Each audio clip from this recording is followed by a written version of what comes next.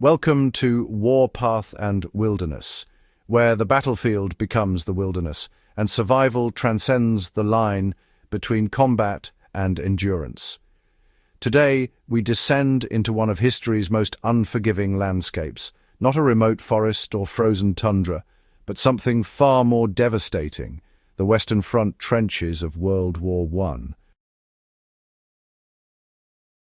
Here, survival was not a choice made by adventurers seeking challenge, but a desperate necessity imposed upon millions of ordinary men thrust into extraordinary horror.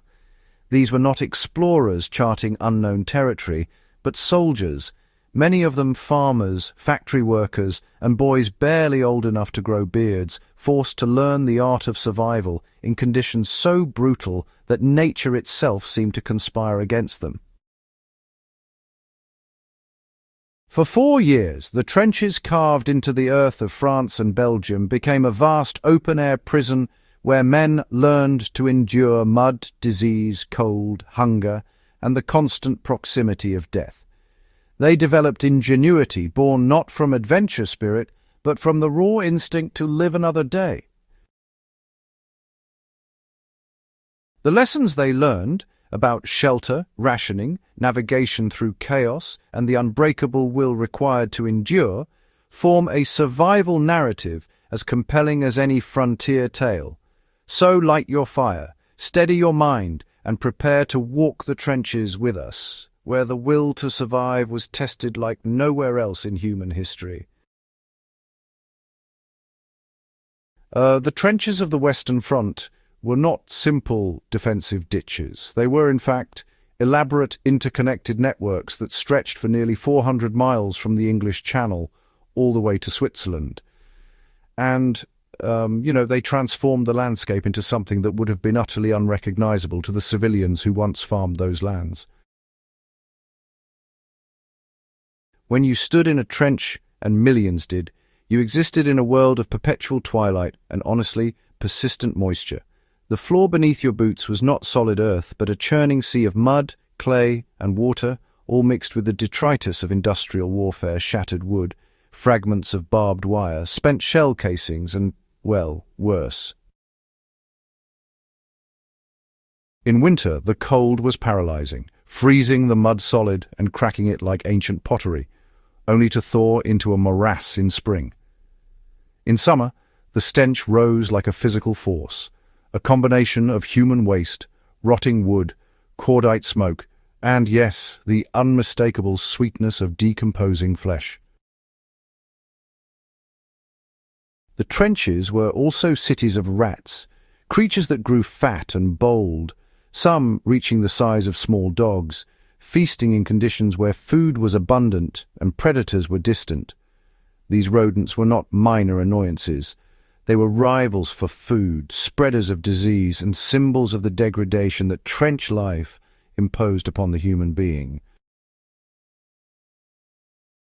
The landscape itself became an enemy as formidable as any armed foe.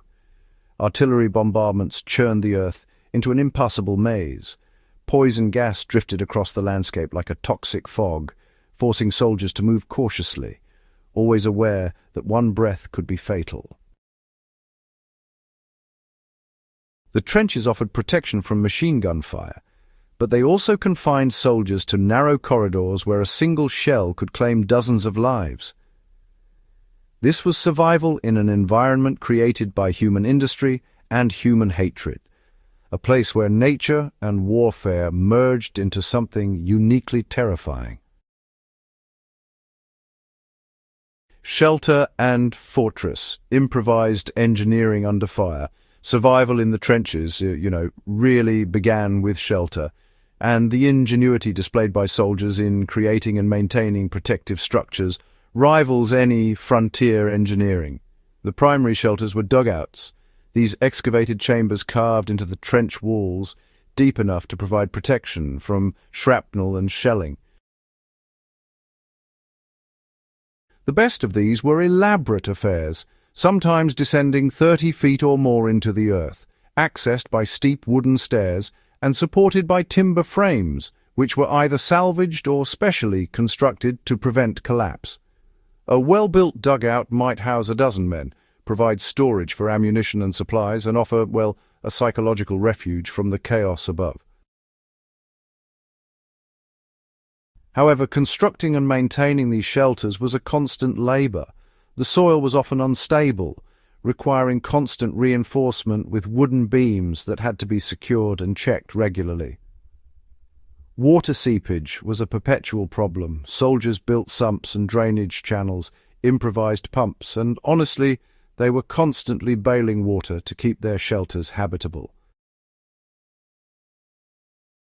In quieter sectors, men had time to elaborate their shelters with furnishings, bunks built from scrap wood, shelves carved into the walls, even crude heating systems fashioned from empty cans and fuel. In active sectors, shelters were more basic, sometimes nothing more than deep recesses in the trench wall, covered with corrugated iron and sandbags. The resource management required was extraordinary. Timber was precious and had to be transported from supply depots miles away. Soldiers became experts at identifying which pieces could be salvaged from damaged shelters or abandoned positions and reused. They learned to shore up walls using sandbags filled not just with earth but with whatever materials lay at hand: shredded paper, clay, even straw. The construction techniques evolved as the war progressed, with experienced troops teaching newer arrivals the difference between a shelter that would protect you and one that would become your tomb when the next bombardment came. Daily endurance meant rationing, water, and, well, the mechanics of simply sustaining life. A soldier in the trenches consumed about 4,400 calories each day, but, the food provided was monotonous, often spoiled and constantly challenged by the harsh environment. The staple was hardtack, those dense, hard biscuits so tough they could actually break teeth, and they needed to be soaked in water or coffee just to become remotely edible. These biscuits were infested with weevils and, honestly, other insects too, but soldiers learned to accept this as an extra source of protein rather than a source of revulsion. The army also issued canned bully beef, a preserved meat of, questionable origin and consistency, along with tinned jam-dried vegetables and the occasional fresh bread that would mold within days in the damp trench air. Soldiers became, pretty adept at food preservation and preparation even when resources were really minimal. They learned to supplement their official rations with items foraged or traded from the supply lines, things like cheese, condensed milk, and chocolate. These were rationed, of course, but honestly, they were infinitely preferable to the standard fare. The preparation of hot food and tea, it became a real ritual of survival, both practical and psychological. Improvised stoves made from empty cans and fueled by whatever combustible material could be found allowed the men to heat water and, warm their food. Water was equally critical, and frankly even more dangerous. The trenches had no clean water source, and the soil was contaminated by human waste, decomposing bodies, and chemicals from artillery. Soldiers filled their water bottles from sources that ranged from questionable to outright poisonous, making water purification a survival skill, born, really, out of necessity. Those who learned to boil water or to carry tablets for disinfection actually increased their chances of survival dramatically. Dysentery, typhoid, and cholera were constant threats, claiming more lives than combat in some sectors. Rationing went beyond food. Ammunition was rationed, coal for heating was rationed, and even the use of candles for light had to be carefully managed. Soldiers learned to make every resource stretch further, to share communal supplies equitably, and to understand that wasteful consumption could mean privation for their comrades. The trenches of World War I were a convergence point where the warpath and the wilderness met in their most brutal form.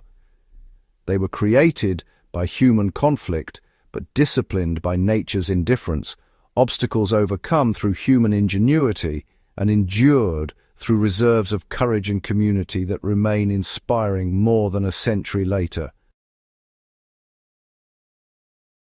The men who survived these trenches returned to a world forever changed, carrying with them survival knowledge earned in the harshest school imaginable.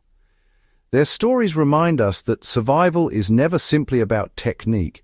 It is about the marriage of skill, preparation, mental fortitude, and human connection. If you've found this journey through the trenches compelling, if these stories of survival ingenuity and human endurance have resonated with you, then join us in exploring more of these intersections between history and survival. Like this video, subscribe to Warpath and Wilderness, and share this story with those who appreciate the lessons that history teaches us about human resilience. Thank you for walking these trenches with us. Until next time, stay alert, stay prepared, and remember, survival is not about conquest. It's about endurance, adaptation, and never losing sight of what makes us human.